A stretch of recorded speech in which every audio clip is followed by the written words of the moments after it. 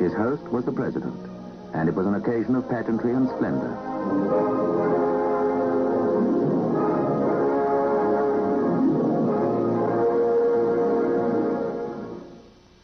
Next day, His Imperial Majesty paid tribute at the memorial of President Lincoln, the man who was the unifier of the nation.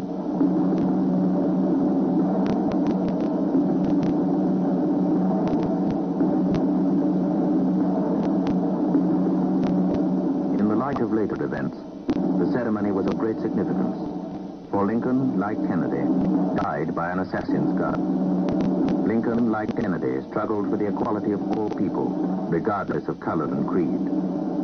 The words of the Gettysburg Address take on an even greater meaning today. We here highly resolve that the dead shall not have died in vain, and that, under God, we shall have a new birth of freedom.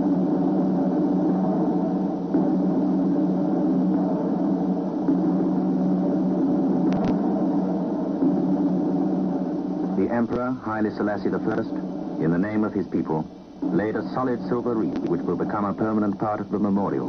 It was wrought from 580 Ethiopian coins. A helicopter of the United States Forces brought President Kennedy to the Woodmont Country Club, where he was to be guest at a state luncheon.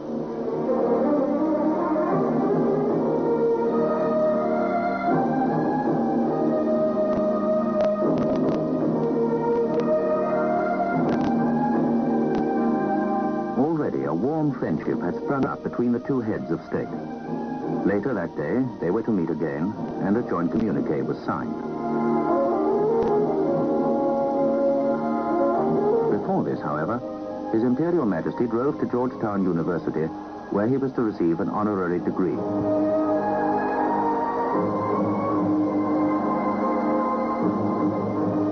He was met by the president of the university, the Very Reverend Edward B. Bunn.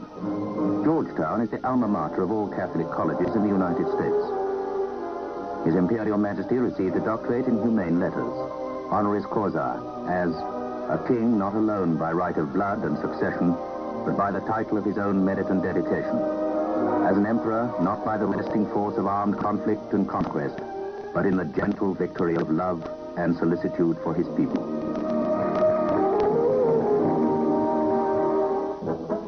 And so to New York, familiar the world over for its towering skyscrapers and tempo of life. New York must easily be the busiest place in the world.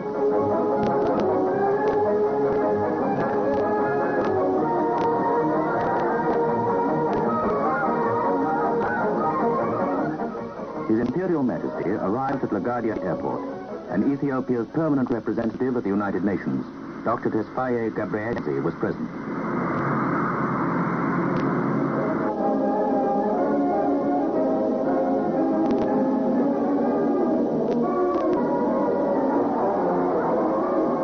The Honorable Robert F. Wagner and Mr. Ardley Stevenson welcomed the Emperor in the name of the city.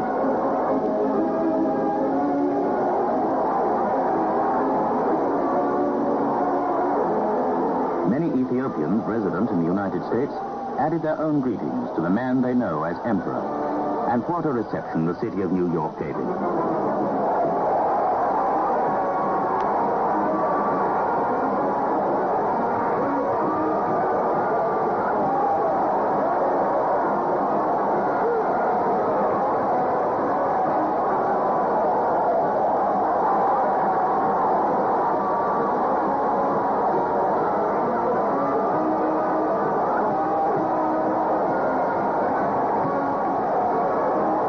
New York's traditional welcome is reserved for those whose exploits and achievements have captured the imagination of the people.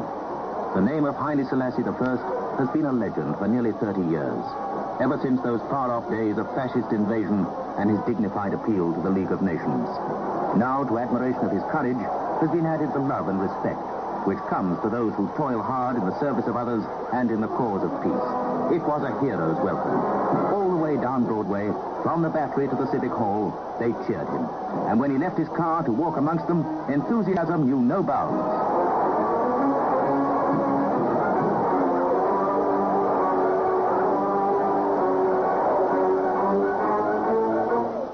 Outside the City Hall, His Imperial Majesty received the keys of the city, the symbolic token of welcome.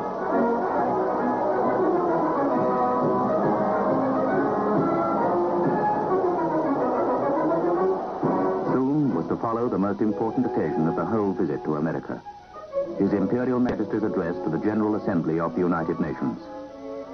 He was received by Mr. U Thant. Ethiopia is one of the founder members of UNO.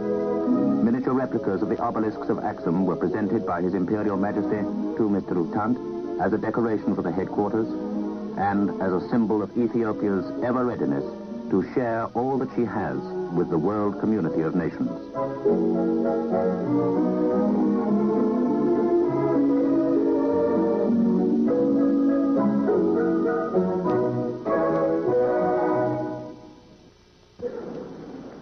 After lunch, the Emperor addressed the General Assembly, and he spoke again to the conscience of the world. 27 years ago, at the League of Nations in Geneva, we spoke of the aggressive invasion of our country and about the peace of the world in general. What we said in 1928 has proved to be true.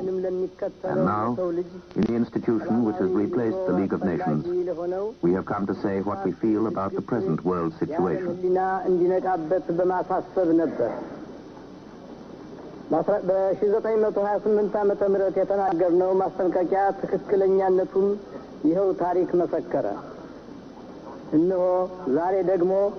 የዚያ በሚያሳፍር አኳኋን የፈረሰው የመንግስታት ማህበር ወራሽ በሆነው የዓለም ድርጅት ፊት ቃላችንን ለማሰማት ቆመናል።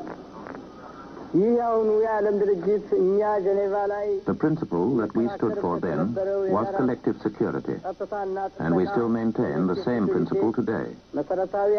We believe that peace can only be obtained when the rights of all nations, whether big or small, are respected. The United Nations, by maintaining the collective security principle, has been working to settle differences by peaceful means rather than by force. The result of this can be seen in the fact that most African and Asian countries have gained their freedom peacefully.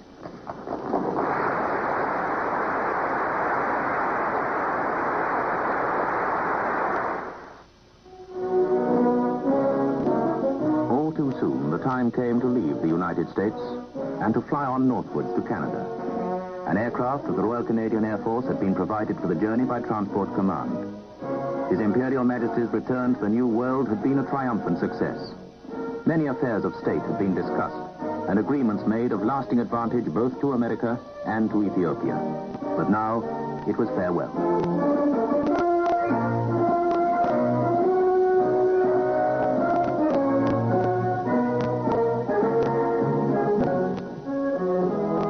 The Emperor's immediate destination was Ottawa, the seat of government and the capital of Canada since 1858.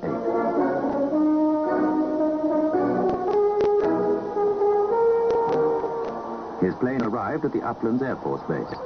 His Imperial Majesty is no stranger to Canada, and he was greeted by His Excellency the Governor